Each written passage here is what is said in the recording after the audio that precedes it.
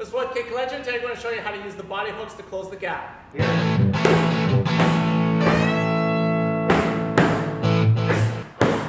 So welcome to Kick Legend, where I help you athleticize your art and put art to your fight. Here once again with Archie Luz of Undisputed Martial Arts.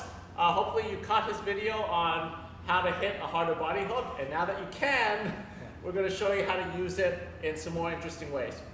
Okay, so one of the problems with hooking to the body is obviously you can't do it from too far, at least effectively. And in most cases, I, being normally in most of my fights the shorter fighter, I had to come in. Out of Mike Tyson. So Mike Tyson would obviously have to find a way to get inside. Most people thought he was just a big tank that would just rifle right in, but in most cases he was actually angling in. And in many ways he would do it off the right hand to the body. So in a situation like this where Roy has reach on me and keep me on the outside, I want to get inside somehow without having to eat anything. So what I want to do is I want to be able to skirt to the outside, to my right, which would be to Roy's left. So in order to do that, what I would do is I'll pivot on the front foot, let my whole body torque with my rear foot slamming forward. Okay, so that's all there is to it. There's not a whole lot of upper body movement in this. It's all from the lower body. And again, that's where the punching power comes from, right? It's really not generated with just the arms, which is, 8 to 10 pounds in comparison to 160 pounds of meat. So what I'll do here, again, is I'll stay in this longer distance, making it look like I'm out here. Maybe Roy will throw a jab, but what I'll do is I'll hook around. Again, it comes off of the footwork.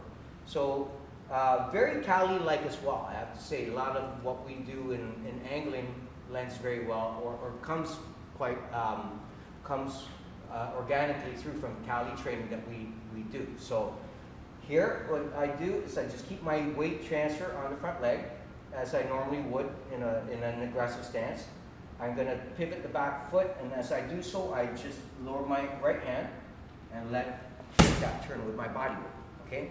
So the nice thing about this, and in many cases, if you watch a lot of Mike Tyson knockout highlights, he'll go with a right hook to the body, and in some cases, a little bit dirty, might hook around to the back, might hit the kidney a little bit, and that drops his opponent's guard. And in many cases, what they'll also do is they'll double over a bit, and that sets up their right uppercut. So he had a really nice way of throwing that combo together. He would come hard here, but at the same time, he was really looking for that uppercut. So from that position, again, nice thing about the body shot, I want to drop my weight. I've got myself set up really nicely for the uppercut, which means that I have to straighten it up. Okay, so again, from the body, I go to the head. Again, and then it puts me in a very good position. I don't have to worry about my opponent's right hand. I'm in at a closer distance, and I can use that right uppercut right up to the target. I feel like that left uppercut's super primed in chamber to go too. It is. It's excellent. So from this position, I can go here, bam, and up. The nice thing about my left uppercut, I can follow right behind. In that situation here, in comparison to the liver shot that we were doing earlier, I like to pivot the front foot because that allows me to move a bit further out of line. So that, again, will help me drive to the right. So, in most cases, if I want to be a bit more defensive against a guy with a strong right hand, I'll go to his left, right? So to my right. So in this situation here, even if the guy had threw a jab or a cross, I can move to the side out of the way, up with that uppercut, finish the left uppercut, pivoting that front foot. Again, here.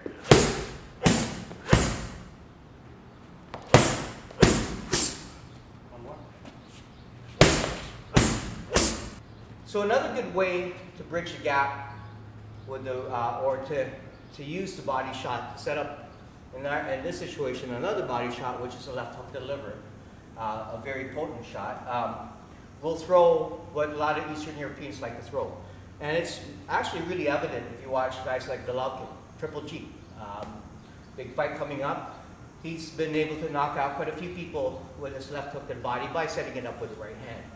And in most cases, he's not even going that hard. So what he'll do is he'll be in a long range distance here, which is normally the 1-2 range. So instead of pivoting in and bridging that gap, he'll maintain this distance. And the way he gets through it, just simple body mechanics. He'll let his hand come right around like that. What he's doing is he's exposing the two knuckles, the two large knuckles, and basically digging that into this side of the body. So generally, if I had my palm in, I wouldn't be able to make that contact. In fact, I'd probably end up slapping or missing entirely and exposing myself. So in this situation, again, not a big shot, more of a setup shot, so I'm not going to really wind it up. So in this position, all I do, again, pulling back on my left shoulder, as we had mentioned before, the hooks are more pulling movements. I can pull this left shoulder back and just let my hand come right around. It doesn't look like much, but landing those two knuckles onto somebody's ribs or the soft side of the body, they'll feel it. Okay, so all we're trying to do in this situation is setting up the left hook. Okay, so as we showed you earlier, the best way to hit that right hook to the body is moving to my right. In this situation, what I'll do is I'll take a slight step to the left because I'm going to try to set up my left hook to deliver. I'm going to get his attention here during that shot. Okay, so as I take that little step here, I'm wound up with that lever shot. Again, that big loopy punch to the big lever punch. Okay, so from here,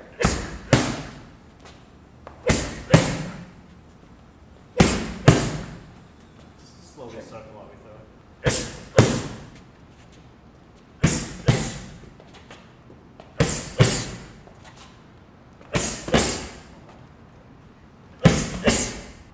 Like to me, I always mentally think of body shots as slow, but with how hard Archie's able to hit them, they're giving me a lot of mental priority to think about it. Even the pad hold, I'm like, holy crap, I gotta get that there to allow him to hit at the speed he wants to hit. So, remarkably effective combination. Yeah. I find, as we spoken earlier, we were talking about the differences between amateur boxing and professional boxing, or amateur kickboxing, or MMA for that matter. Usually you see a lot of headhunting. And yeah, that hardly ever results in a knockout. So the body shots not only slow your opponent down, it also is very difficult to move.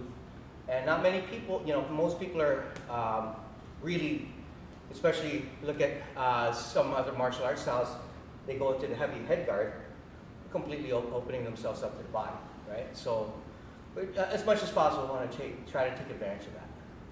Yeah, so check it out, try it out. What's great is you can work this in many tools, right? As a partner drill on the heavy bag. Exactly. Yeah, there are so many different types of apparatuses this can be worked on. You don't have to go full power all the time. You can work on your accuracy. Most importantly, work on your movement. You don't want to be you want to be a hard target. You just don't want to be right in front of your opponent. All right, so make sure you come check out Archie Luz here at Undisputed Martial Arts. He has a team of coaches as well that can help you through if you're interested in fighting, amateur, pro. Exactly. I've got guys here like Coach Donnie Clark, whose amateur record was 86-0, one of the most technical and smoothest boxers I've ever seen. Now he's a retired fighter, but become an excellent coach.